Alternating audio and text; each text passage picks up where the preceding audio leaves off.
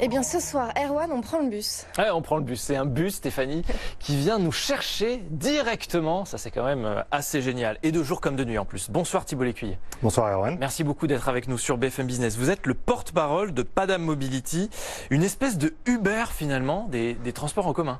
Alors, avec un truc en plus, c'est qu'on cherche à mutualiser les trajets au maximum. Le bus va vous chercher avec pour objectif, primo, de vous amener à bon port. Deuxio, de mettre le plus de personnes possible dans ce bus pour en réduire le nombre, réduire les trajets, réduire le nombre de kilomètres parcourus et être un peu plus efficace pour la planète. Et voilà, c'est ça. Donc, Padam Mobility, vous êtes un spécialiste du transport à la demande. On parle des transports en commun, donc c'est les bus. Ça va s'adresser à qui? Aux villes essentiellement, on imagine? Alors, aux villes, mais pas aux centres-villes tels que Paris ou les ultra-centres de très grandes métropoles, où les options de mobilité partagée sont déjà très très nombreuses. On va plutôt se concentrer sur les zones où la demande est peu dense. Les zones où la demande est peu dense, ou les moments de la journée où la demande est peu dense, comme vous le disiez, la nuit. La nuit, alors c'est quoi? C'est les petites villes, c'est la campagne? Les petites villes, la campagne, la ruralité et aussi les entreprises. Il y a de plus en plus d'entreprises qui font appel à nous pour déplacer leurs salariés, dès lors qu'il y a un site qui est légèrement éloigné d'un centre ou des axes de transport public.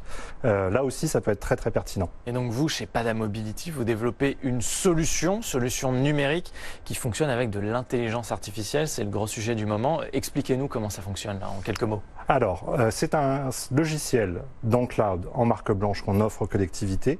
L'utilisateur va faire une demande de départ et d'arrivée.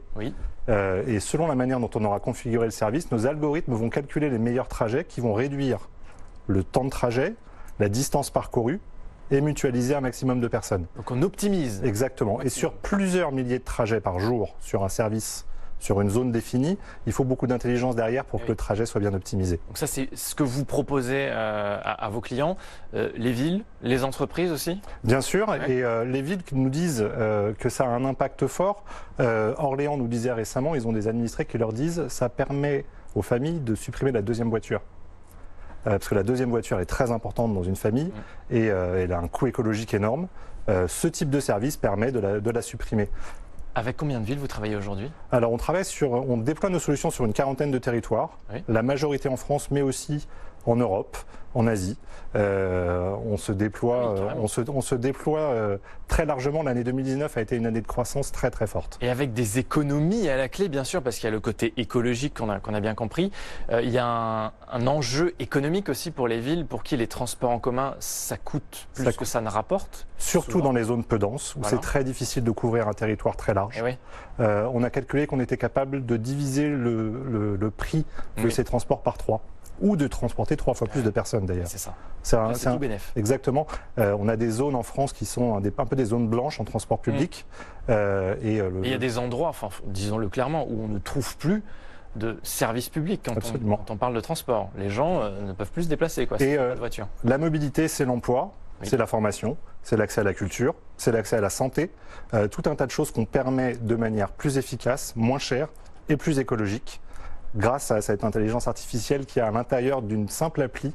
Vous pouvez juste dire d'où vous partez, où vous allez. Donc, appli qu'on peut télécharger sur notre téléphone? Alors, sur votre téléphone, vous pouvez aussi aller sur un site web ou téléphoner. On n'a pas forcément toujours un téléphone quand on est à la campagne. Et comme on travaille sur des populations qui sont parfois éloignées, qui sont parfois âgées, on met un point d'honneur à ce que ce soit réservable sur appli, sur un site web et par téléphone.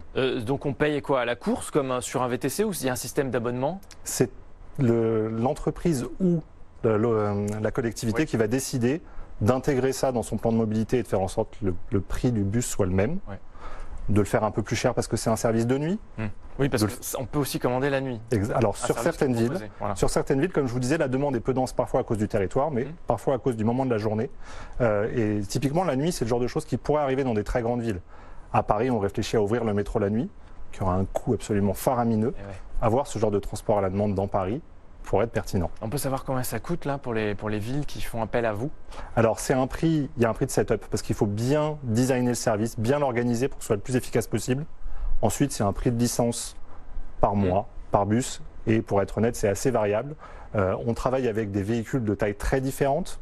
On travaille de plus en plus avec des véhicules électriques. Le passage à l'électrique est d'autant plus facile que c'est du transport public, puisque c'est bien organisé, les chauffeurs savent où sont les bornes de recharge.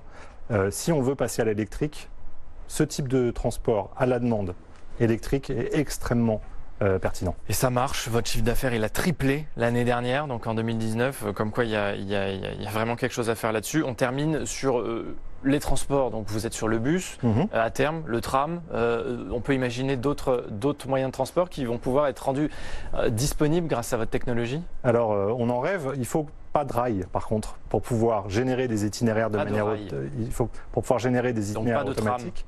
Mais on veut pouvoir travailler avec vraiment des véhicules de toute taille et ça peut fonctionner y compris avec des voitures. Okay. Des voitures 5 places, mettre 5 personnes dans une voiture, ce sera toujours plus pertinent. L'avion à la demande avec un itinéraire. Ouh, l'avion à la demande. C'est pas pour l'année prochaine, peut-être 2022. Merci beaucoup Thibault Lécuyer. Merci Erwan. Porte-parole de Padam Mobility qui était notre invité ce soir dans Green Reflex sur BFM. Green Reflex vous a été proposé